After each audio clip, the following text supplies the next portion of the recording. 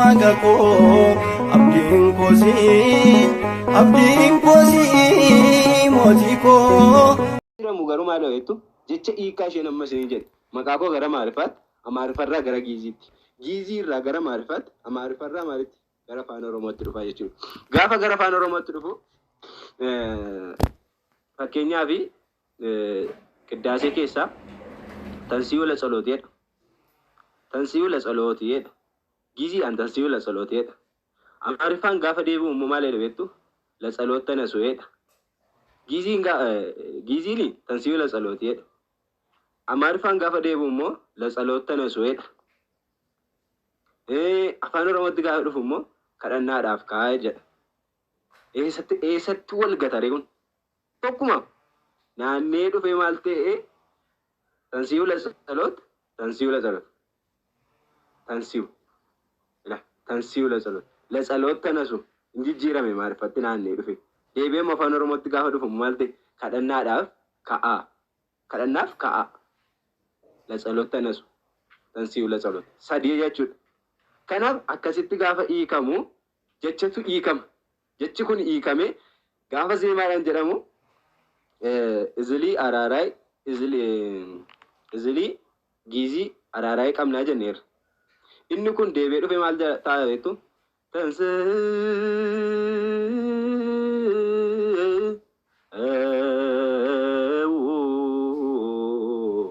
La tsaloota amma immoo amaariffaa yoo dhiisne immoo afaan oromoon immoo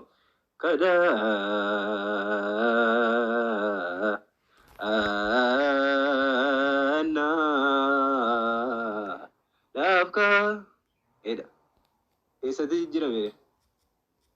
Yeedaloon isaan jijjiiramne jechuudha.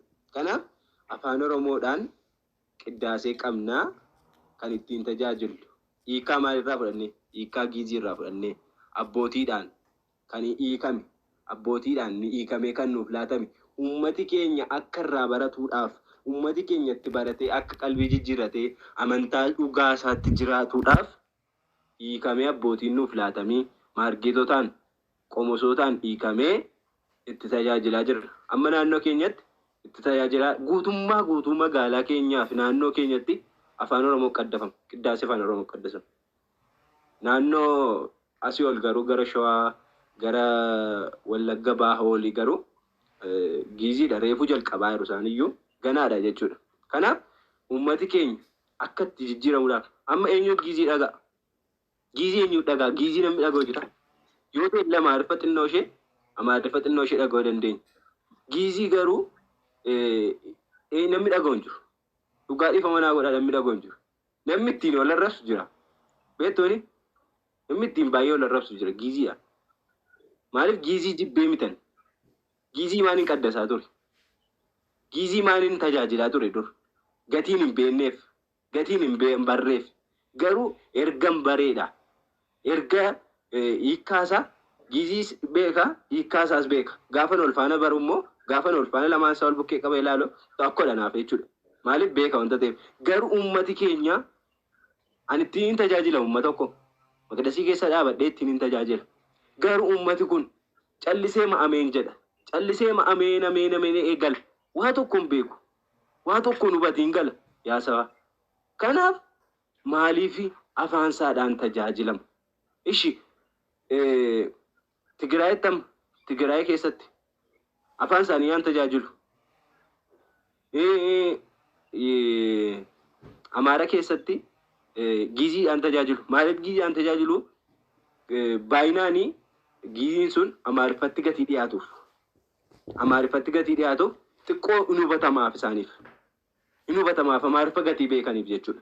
Garuu ummati keenya afaan oromoodhaa giizii kana waa tokko hubannaa isaan beeku waa tokko jalaa muree hin beeku bakka kana yoo jette kanadhaa siin jedha bitaadhaa siin jedha mirgaa yoo jette waa tokko hin beeku ummati keenya afaan giizii jechuudha.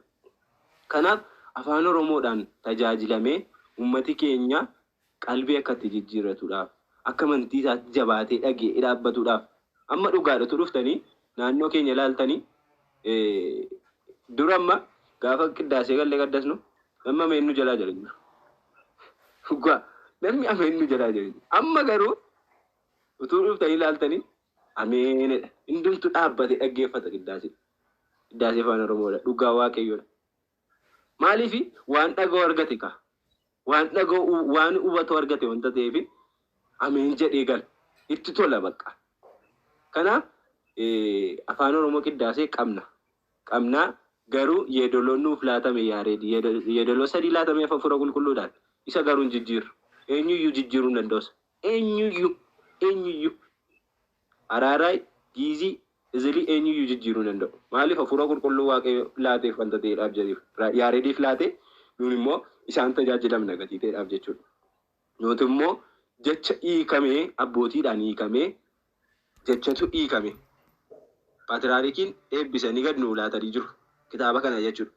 Abbootii Phaaphaasoti Paatriyaarkiin eebbifamee akka itti tajaajilamnuuf nuu laatamee akka itti qaddasnuuf nuu laatamee jira jechuudha. Kanaafiyyuu kanadha qabna qiddaasee afaan Oromoo qabna sii jechuu barbaadeen yaa'u. Ayye barsiisaa keenya raadiyoo guddaa sin darbeeffataa waa'ee isaa kabajoo kana dabalatee gaaffii kiyya naa deebistanitti baay'ee sin jaalladha. Waan gaaffii kiyya keessa sammuu kiyya keessatti gaaffii natti hin gaafatte bifa manaa godhaa hundi keessanuu maal kan hin gaafanne jedhee sin gaafattee gaaffii keessatti gaarii argattee galatoomi barsiisaa keenyas jaalladhaa si kabajaa. Enna buusii nama biraa galchi bakka koo jala taa'ee sin dhaggeeffadha. Toleeshi foloo deebisi kottuu seeni gaaffii qabdani. Shukuleetti kootiis galatamee eebbifamee yaa'u dhiifaman barbaachisu wanna beekne gaafatte waan ta'eef dhiifaman barbaachisu dhiifaman rahaa fi siin jenneerra. Dhuguman taanaan obboleettiin keenya sodaadhaan gaafatte garuu yaa'u naannoo keenya shawaa jechuudha. Amma fakkeenya kan shawaadha.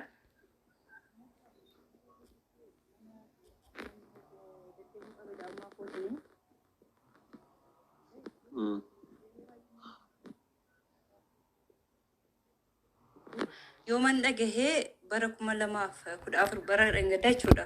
Baruma darbee sulultaatti dhagahe. Sillaasee kan jedhamu jira sulultaa. Naachitti hin dhagahe. Gaafan dhaga'u dhugaa baay'ee tokko na ajaa'ibe baay'ee tokko hin gammadee ergasii yuutuubii binarras laaluun qabee dammoo asirraan naan erganas dhufe illee nan ijoolleedhaan onlaayiniidhaan wal baruu arguun qabee dhaggeeffachuun qabee dhugaa hawwiin kiyyaa otoo nu'ifis uummata keenya sanii achi nu gahe maal ta'a kan jedhuun asaaba bakka galgala ganama na yaada baay'ee garuu yoo waaqayyoon ta'e jedhe nuuf gahus ni danda'a. Yaaduma aamin jenna malee amma qiddaasee na qaddafamaa turetti yaa'u warri kee mana sanbataa keessa ture amaariffan na baree booda nuuf galuu danda'a. Garuu uummanni keenya ijoollee xixiqqaan anumarraa nu kaasee waa'ee qiddaasee nuuf hin galu dursa jechuu duraan. Ammas immoo namni hin galleef jira. Iskii nu'ifis gara biyya keenya akka nu gahu kadhannaa nu taasisaa jedhee yaada koo dabarfachuun barbaada. Eebbifamaa hundi keessanuu. Egaa waaqayyo jedhu waaqayyo jennaan wanti hundumtuu hin ga'a. Maaliif sabni sun dirqamadha kaa jechuun wangeelata ajaja wangeelata jedhe afaan kuma meeqa dubbachuurra afaan hin dhaga'u afaan tokko dubbachuudhaaf wayyaa jedhe Phaawulos dubbateera wanta ta'eef seerri mana amantaas hin deeggara. Qaamni mootummaa maaliif deeggara beektu? Qaamni mootummaa mataa isaa hin deeggara. Maaliif deeggara beektu? Qaala waayidii seera mana amantaa Ortodoksii tawaayidoo akka Itoophiyaatti fayyadamtutu seera akkuma hegga mangistiin jiru hegga beeta kiristaanii jira. Isa tajaja wanta ta'eedhaaf inni jaallate hin gahu. Yeroo waaqayyo jedhe waaqayyo yeroo isaa eegeen raawwata hin gaha jechuudha achis. Akkuma nu bukkee waaqayyo nuuf kennee uummata kan akka barsiisnuudhaaf akka itti dubbannuudhaaf bifa qiddaaseedhaan akka itti lallabnuudhaaf nuuf eeyyame waaqayyo guyyaa tokko eeyyame gahuuf jiraatti hin gahamu abdii qabna wanta ta'eedhaaf waaqayyoon kadhachuu danda'u guddaa uummati keenya akka amantii isaatti cimee dhaabbatuudhaaf jechuu barbaadeen obboleettii koo jabaachuudha kadhachuun nu barbaachisa siniin jechuu barbaadeen foloo deebisi kottu galii namni tokko hawwii nan baay'atte gaaffii qabdi jettee fakkaata.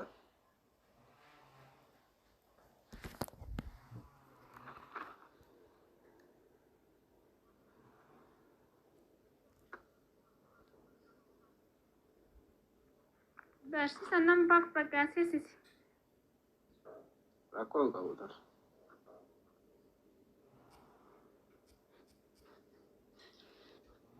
Barsiisaan gaaffii tokko qaba. Hawwiin faarfachuun dura dhiifama wajjin koo deeku. Tole tole. Akka mooltaan harka fuune Kam jirtu galata Waaqayyo. Nagaa galata. baga nagaa taasanii Baga nagaan dhuftan. isheenis ulfaadhaa galatooma seensisuu keessaniif mana keessan. Tole.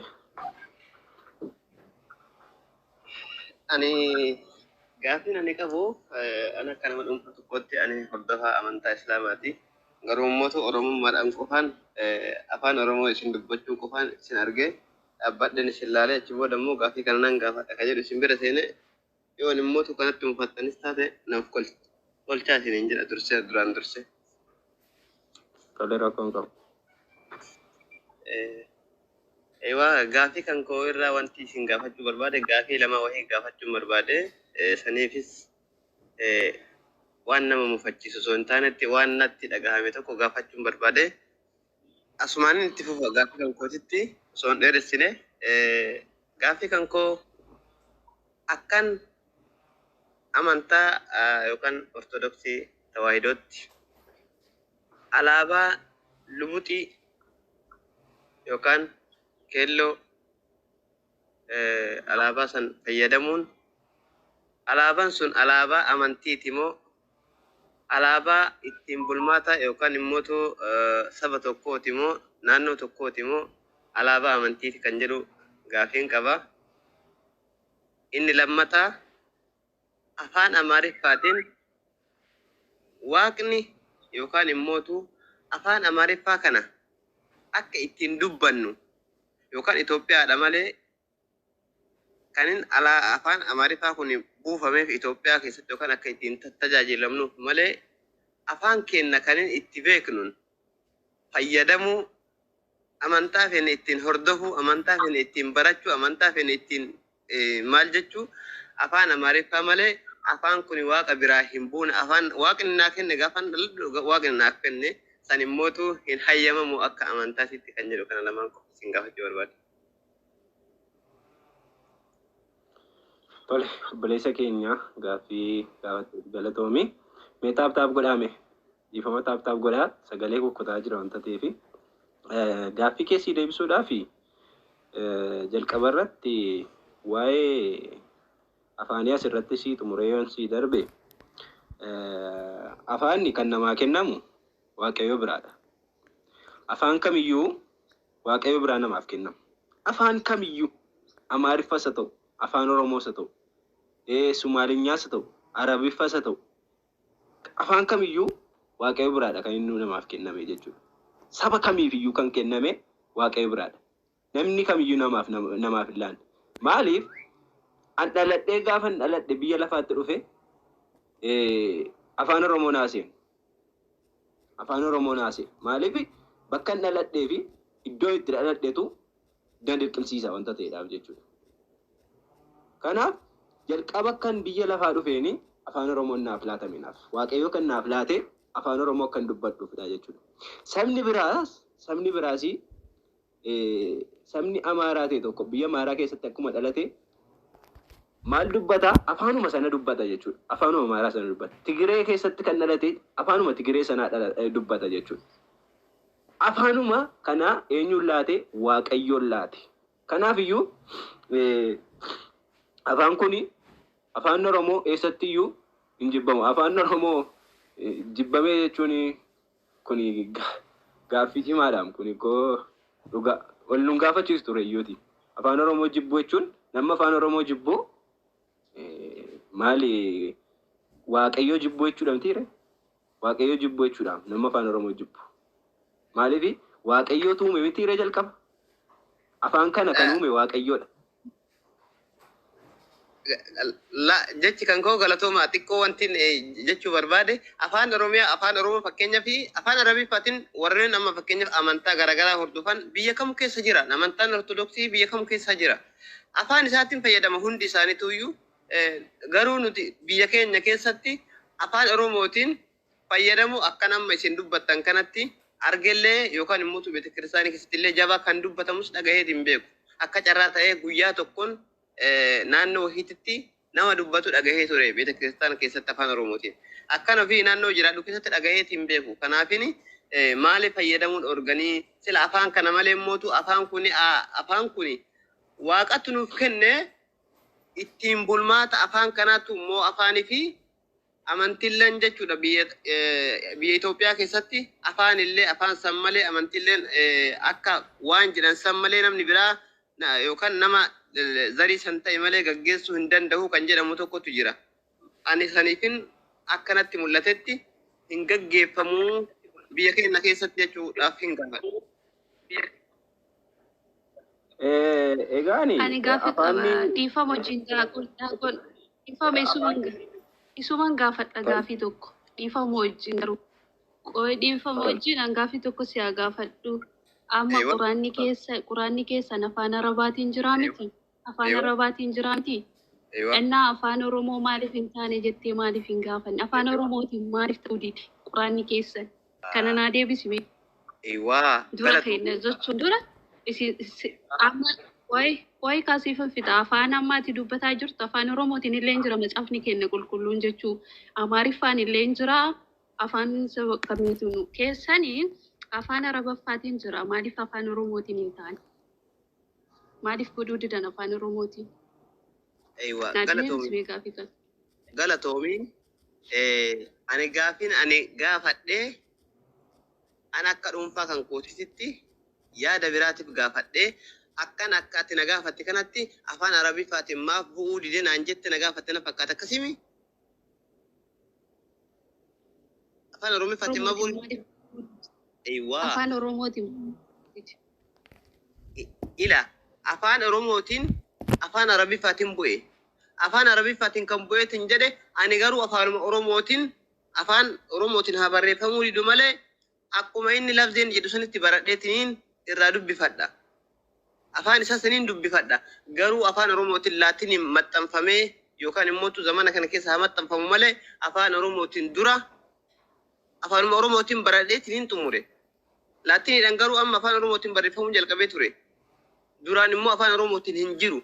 Namni deebi'ee immoo afaan Oromootti akka hiikkatee namni baratu kan afaan Oromoo kan afaan Arabii dubbisuu hin dandeenye akka inni immoo afaan Oromootiin barachuu danda'u godhameeti jira. Haala qilleensa sooshaal miidiyaan jijjiirame keessatti.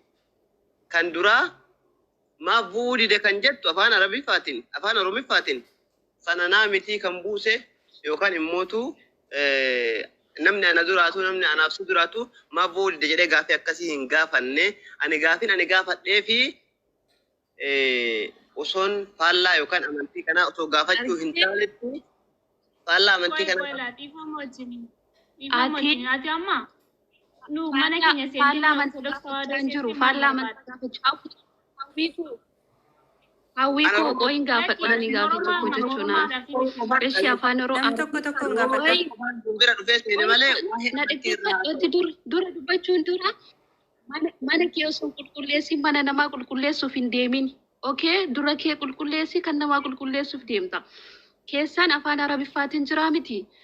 Amma afaan Oromootiin baastanii akka amma itti fayyadamta afaan Oromootiin hin jira jetteemi kennallee dura afaan Oromootiin hin jiru amma afaan Oromootiin nu bahee jira. Kanaafiyyuu gaafii ati gaafatte godhusii deebi'ee jira. Afaan Oromootiin illee hin jira. Kanaafiyyuu akkuma Arabaan fayyadamnu nullee akkasumatti fayyadamna. Waaqa koo abdiin koosii mootii koo.